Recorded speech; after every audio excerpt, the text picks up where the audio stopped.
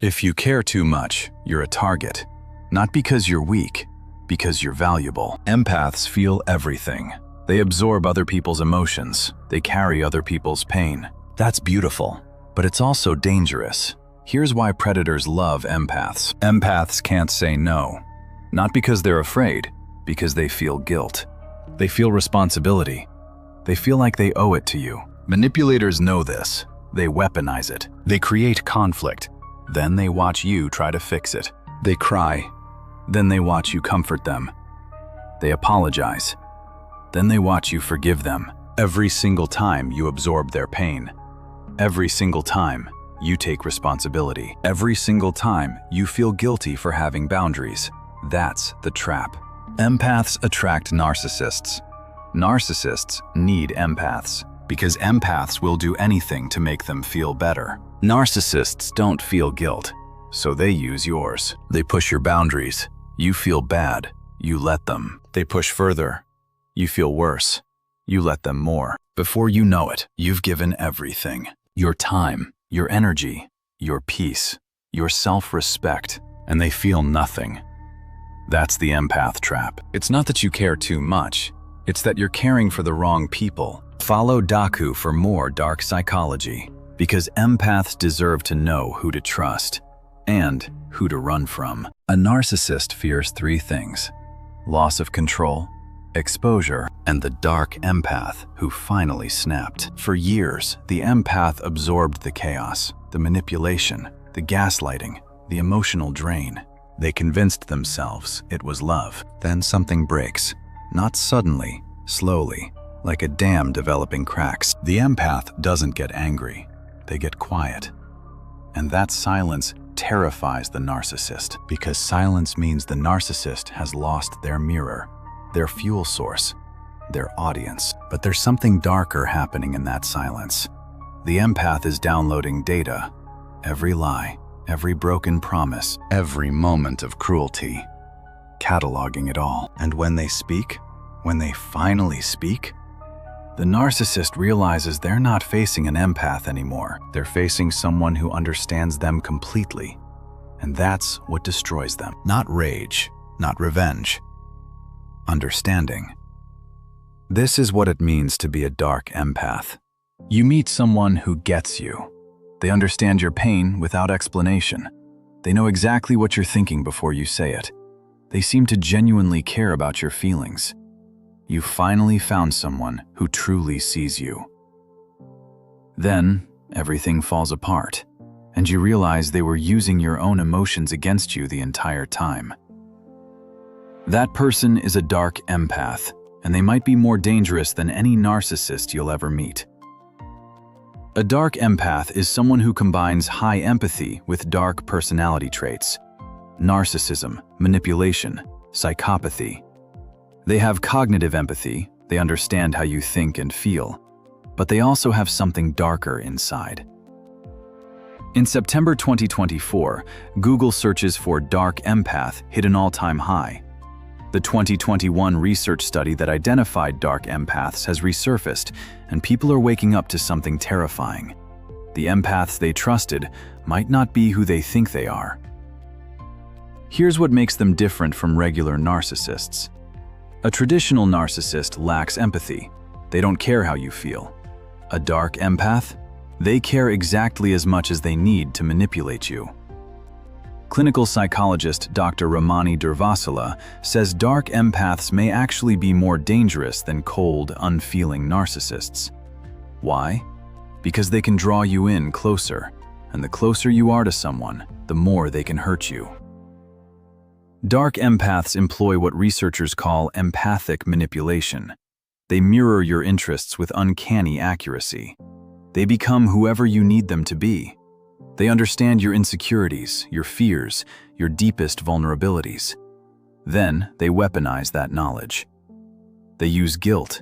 They use your own pain against you. They make you question yourself by reflecting back exactly what you want to hear until you can't tell the difference between their emotions and their calculations. One study found that 20% of the population shows dark empath traits. 1 in 5 people around you might be strategically using their empathy to control you. The scariest part? Dark empaths have the capacity for real empathy. Research shows they can feel what you feel, but they choose not to. They choose to use their empathy as a weapon instead. They're smarter than narcissists. They're harder to spot. They can maintain a relationship longer without you realizing you're being manipulated. They don't blow up and discard you. They slowly erode your sense of reality by being exactly what you need them to be. You'll find yourself defending them. Everyone else sees the problem. You don't. Because they understood you better than anyone else ever has. That understanding was never love. It was reconnaissance. Dark empaths are everywhere. On social media, in your workplace, in your family. They're the person who seems like the most emotionally intelligent person in the room, the one everyone trusts, the one you trust. Until you realize the empathy was a performance, the understanding was calculated, the connection was a manipulation strategy. This is why dark empaths are the most insidious personality type. They're not obvious like narcissists. They don't seem cruel. They seem like the safest person in your life. And that's exactly how they get close enough to hurt you the most. The dark empath paradox is this. The person who understands you perfectly is using that perfect understanding to destroy you, and you'll never see it coming. 3 personality types control people differently.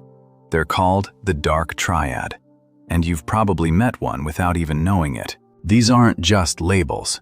They are patterns of behavior that can be devastating in both personal and professional lives. Let's break them down. First, narcissism.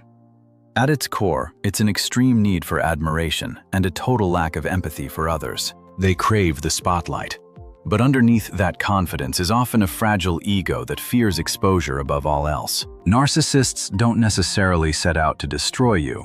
They just destroy you by accident while they're busy seeking attention. Second, Machiavellianism. Named after Niccolò Machiavelli, these are the master manipulators. They are highly strategic. They charm superiors while simultaneously oppressing their subordinates to climb the ladder. To a Machiavellian, people are not individuals with feelings. They are simply tools to be used and discarded, nothing more. Third, psychopathy. This is perhaps the most chilling.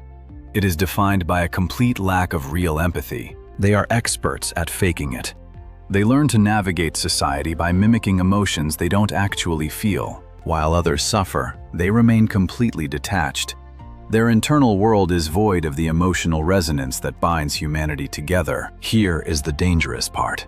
In modern corporate environments, these exact traits are often rewarded. Leadership often mistakes their narcissism for confidence. Ambition rewards their Machiavellian ruthlessness. It's a system built for them. The worst part?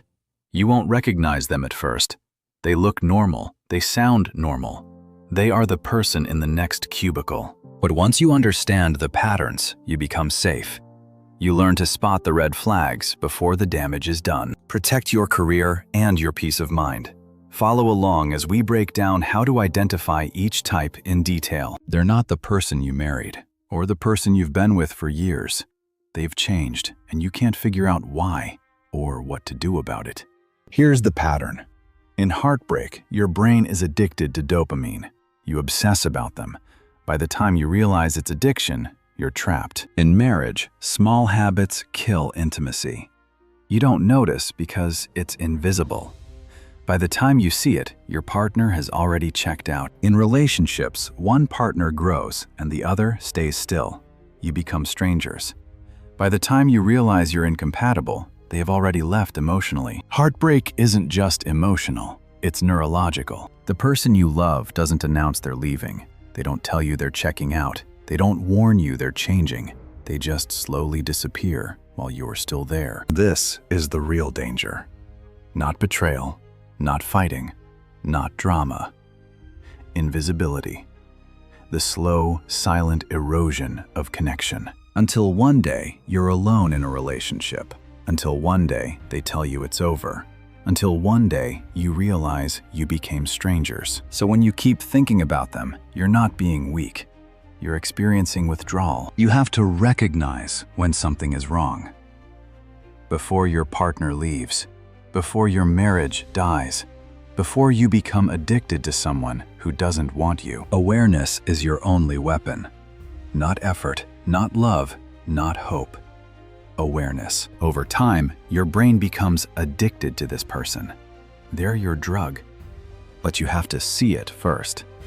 Most people don't. Most people wake up one day and wonder how they got here. This is why you can't let go. Your brain is in withdrawal. Because the people who save their relationships aren't the ones with the most love. They're the ones with the most awareness. Stop chasing the ghost. It's time to move forward and let your heart heal. You love someone who hurts you. You know they hurt you. Everyone tells you they hurt you. But you can't leave. This is trauma bonding, and it's not love. It's a physiological trap designed by pain. Trauma bonding happens when abuse and affection get mixed together. The abuser hurts you, then they apologize. Then they shower you with love. Your brain gets confused. Pain plus pleasure equals addiction. Your nervous system can't tell the difference. It's the same neurochemistry as drug addiction. Your nervous system becomes dependent on the cycle. You're craving your own survival mechanism. Love bombing followed by criticism. Manipulation followed by affection. Cruelty followed by kindness. It's a rhythm that breaks you. You develop Stockholm syndrome. You defend your abuser. You make excuses. You believe you deserve the abuse. Your mind has adjusted to the cage. Here's the psychology. Your brain bonds under stress to survive. When someone is both your source of pain and your source of relief, your nervous system becomes trapped. The abuser knows this. That's why they do it. It's a calculated orchestration of your biology. They alternate between cruelty and kindness. Just enough kindness to keep you hoping. Just enough cruelty to keep you broken. 7 stages of trauma bonding. Love bombing, bonding, criticism, manipulation, resignation, loss of self, addiction to the cycle. You're not weak for staying. You're trapped in a psychological prison, a prison without walls, built within your own mind. Breaking a trauma bond feels like withdrawal from addiction because it is. It's a painful recalibration of your soul. This is how abusers keep you, not with chains, with psychology. Follow Daku for dark psychology that explains the relationships destroying you. Take back your map.